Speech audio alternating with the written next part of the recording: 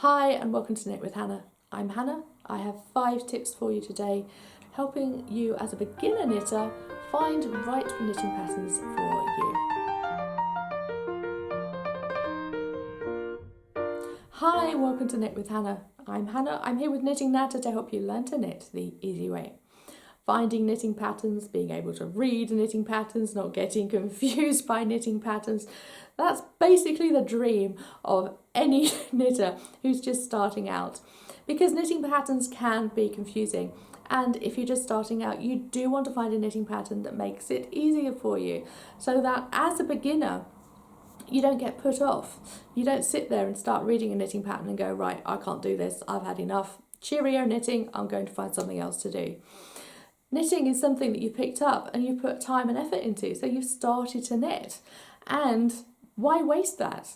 Well, let's find you some knitting patterns that will make your job easier. So the first tip I will have for you is to knit something that is a single size.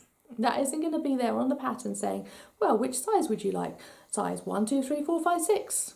And then all the way through the knitting pattern, you've got to figure out which instruction is for which size. It can get more confusing as the pattern goes on, especially if it's a more complicated knitting pattern. So even if it says it's for beginners, take a look at it and decide whether it's something that's for one size or for many. It's going to be quite obvious that a scarf for adults will very likely be one size. A hat for adults will very likely be one size. Same with a pair of mittens or a basket to put your yarn in. Anything that you know is very likely to be one size, then go for it. The next thing I would suggest is that you look at the abbreviations list. Now, a lot of beginner knitting patterns will have a very small abbreviations list, because beginner knitter patterns sometimes actually write the instructions out in longhand, so the abbreviations aren't there. So that's the hope. What you need to do is, yes, you need to get used to the knitting jargon. You need to get used to the language that's used when you're knitting. So that's your first challenge. If it's one of your very first knitting patterns, then that might be the only thing that you really want to do. Okay, knit, stitch, purl, stitch. Do I knit row 1 or no row 2? And how do I alternate between them? All that sort of thing. It's going to be new language, maybe not new words, but it's used in different contexts. So as you're knitting through it, you don't want so many new abbreviations, so many new techniques as well, that you're going to have to learn as you go through the pattern.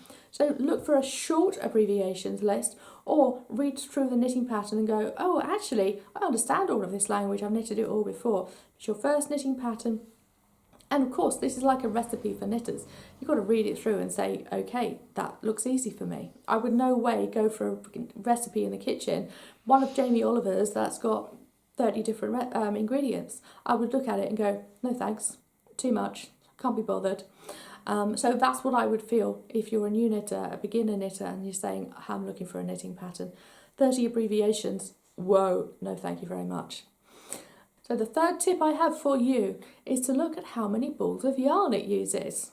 If you're knitting something for the first time and you're going through a knitting pattern for the first time, it might be a good idea to knit something from a knitting pattern and then pick something else to knit from a knitting pattern and then pick something else to knit from a knitting pattern. And if you've got 4, 5, 6 balls of yarn to go through, then it might take you longer than you think.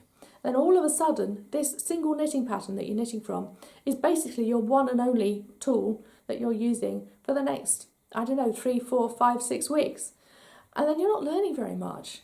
So if you want to get to grips with knitting patterns, it's that's your next challenge, then knitting something small, and then next week knitting something else small. You'll actually could get through 6, 7, 8 knitting patterns where you might only be using one because it's more yarn that you're knitting through. Just think of it that way, and you could really learn a great deal in a short amount of time just by using that tactic. Thinking about how much yarn each pattern uses can really, really help you if that's your next challenge in your knitting. Okay, the next one is to really not think about the pattern, but think about the photograph. You're looking at the photograph and you go, oh, I'm excited by this, I want to knit it. So really think about that. Are you excited by the project that you've picked up? Are you excited by the look of the pattern that you want to knit? It will really help motivate you and really help you actually feel encouraged to learn any new techniques that might be in that pattern. Now, the fifth tip I have for you is to say, is the yarn easy to find? Or perhaps I can find the whole thing in a kit. If you are going to spend hours looking for yarn to knit up a particular item, then you may be put off and you may decide that you just can't be bothered anymore. It can be tough to find yarn that matches a pattern, especially with so many patterns out there. There are generic yarns, chunky, DK, Aran, super chunky, that fit in with generic patterns.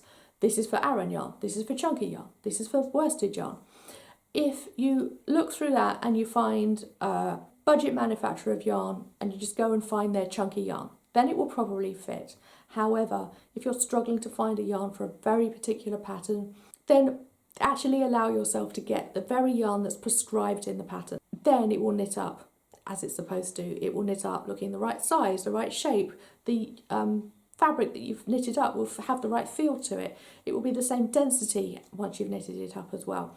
All of those things sound kind of complicated, but using yarn that isn't the prescribed yarn from a pattern can actually give a very different feel to the knitted pattern.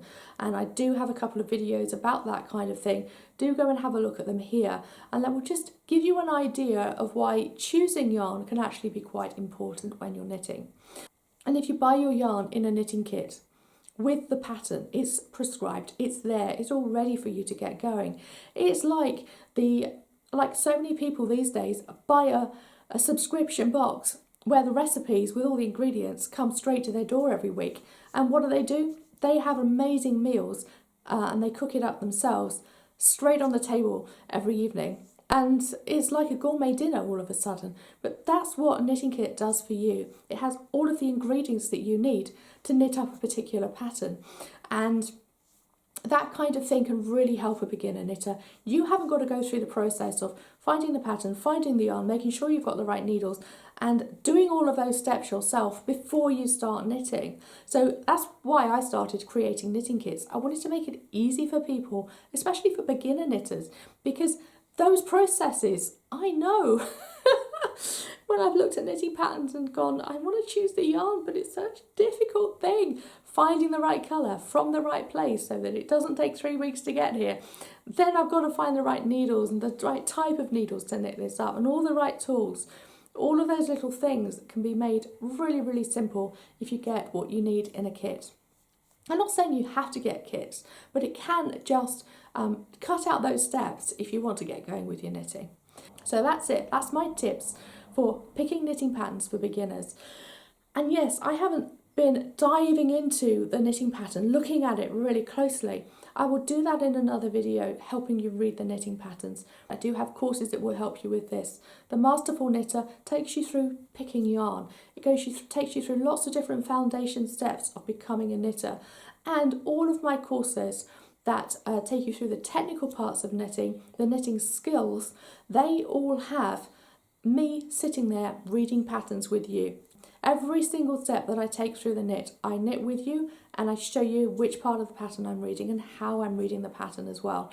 So if you ever want to do that kind of thing, knit along with me with those patterns, then that's an ideal way to get started with knitting and feel like there's someone holding your hand as you're going. I will leave the links to both the knitting skills courses and the Masterful Knitter course as well in the description below. Thank you so much for joining me today. I hope that's been helpful. 5 tips for helping you pick knitting patterns as a beginner knitter so that you can get knitting and it doesn't feel quite so complicated. Do subscribe and click on the bell. I will see you again soon, I hope. Bye for now. Happy knitting.